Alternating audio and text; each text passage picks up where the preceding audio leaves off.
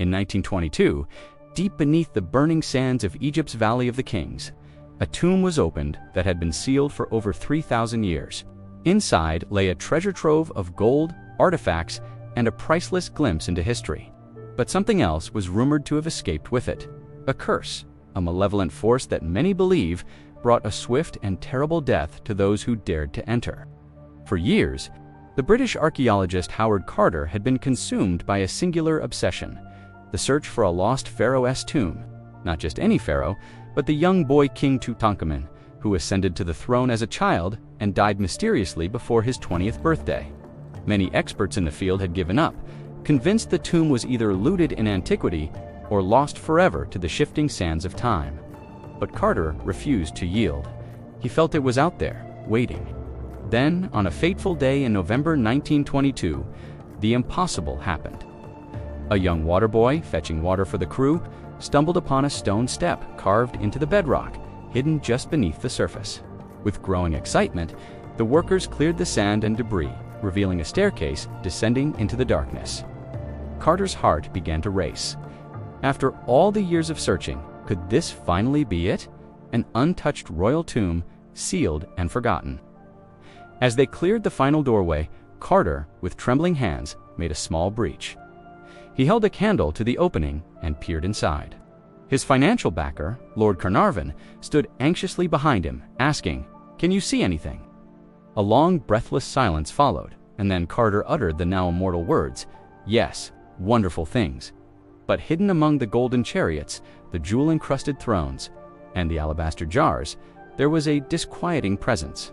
On a clay tablet found within the antechamber, an inscription was said to bear a chilling warning. Ancient hieroglyphs that spelled out a curse. Death shall come on swift wings to him who disturbs the peace of the king. A message from a long-dead world, a clear warning to the living.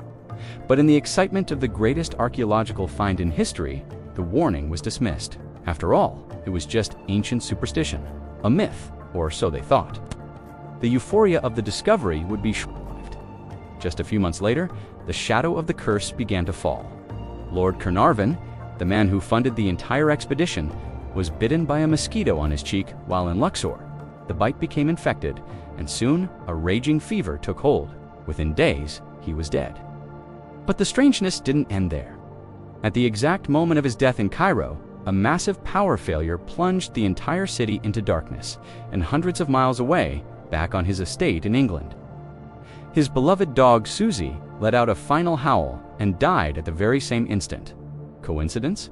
Or the first victim of the pharaoh's wrath? The list of strange and untimely deaths began to grow. George J. Gould, a wealthy American visitor to the tomb, developed a fever shortly after his tour and died within hours. The radiologist, who x-rayed Tutankhamun's mummy, Sir Archibald Douglas Reed, died from a mysterious illness a year later. A member of Carter's excavation team, Arthur Mace, who delivered the final blow to the tomb wall, complained of fatigue and died of arsenic poisoning before the tomb was even fully cleared. By 1929, over 20 people linked to the tomb's opening had met with an untimely end. Newspapers around the world ran sensational headlines, cementing the legend of the pharaoh's curse in the public imagination. Of course, science offers a more rational explanation. Skeptics argue that the so-called curse was nothing more than a cocktail of deadly pathogens. They theorize that the sealed tomb harbored ancient toxic fungi and dormant bacteria. When the seal was broken, these invisible dangers, preserved for millennia, were released into the air.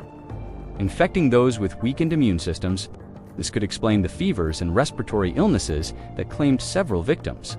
But this theory doesn't answer all the questions. If it was simply exposure to toxic mold, why did some explorers and workers die so quickly, while others lived long, healthy lives?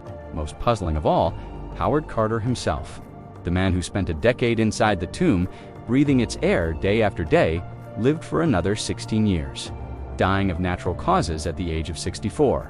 Why did the curse spare its primary disturber? Today, the magnificent treasures of Tutankhamun are admired by millions in museums worldwide. The serene golden mask of the Boy King has become an icon of ancient Egypt.